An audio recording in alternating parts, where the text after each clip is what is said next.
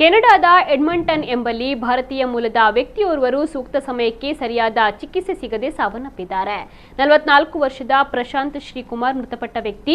ಆಸ್ಪತ್ರೆಗೆ ಪ್ರಶಾಂತ್ ಶ್ರೀಕುಮಾರ್ ಅವರನ್ನ ಕರೆದೊಯ್ದಾಗ 8 ಗಂಟೆಗಳ ಕಾಲ ಚಿಕಿತ್ಸೆಯನ್ನು ನೀಡದೆ ಕಾಯಿಸಲಾಗಿದೆ. ಈ ವೇಳೆ ಹೃದಯಾಘಾತದಿಂದ ಅವರು ಸಾವನ್ನಪ್ಪಿದ್ದಾರೆ. ಪ್ರಶಾಂತ್ ಶ್ರೀಕುಮಾರ್ ಪತ್ನಿ ನಿಹಾರಿಕಾ ಪತಿಯ ಶವದ ಮುಂದೆ ಪ್ರಶಾಂತ್ ಸಾವಿಗೆ ಆಸ್ಪತ್ರೆಯ ಆಡಳಿತ ಮಂಡಳಿ ಸಿಬ್ಬಂದಿ ಕಾರಣವೆಂದು ಆರೋಪಿಸಿದ್ದಾರೆ. ಎದೆನೋವಿನಿಂದ ಬಳಲುತ್ತಾ ಇದ್ದ ಪ್ರಶಾಂತ್ ಅವರನ್ನ ಗ್ರೇನನ್ಸ್ ಕಮ್ಯುನಿಟಿ ಆಸ್ಪತ್ರೆಗೆ ಕರೆತರಲಾಯಿತು. ತುಂಬಾ ಹೊತ್ತು ಕಾದ ಬಳಿಕ ಪತಿಗೆ ಟೈಲೆನಾಲ್ ಅನ್ನ ಮಾತ್ರ ಶಿಫಾರಸು ಮಾಡಲಾಗಿತ್ತು. ಆದರೆ ಅವರಿಗೆ ಬೇರೆ ಯಾವ ಚಿಕಿತ್ಸೆಯನ್ನು ಕೂಡ ನೀಡಿಲ್ಲ. 8 ಗಂಟೆಗಳಿಗೂ ಹೆಚ್ಚು ಕಾಲ ಕಾಯ್ತಾ ಇದ್ದ ನಂತರ ಪ್ರಶಾಂತ್ ಶ್ರೀಕುಮಾರ್ ಅವರನ್ನ ಚಿಕಿತ್ಸೆಗಾಗಿ ತುರ್ತು ಕೋಣೆಗೆ ಕರೆದೊಯ್ಯಲಾಯಿತು. ಆದರೆ ಆಗ್ಲೇ ಅವರು ಕುಸಿದು ಬಿದ್ದರು.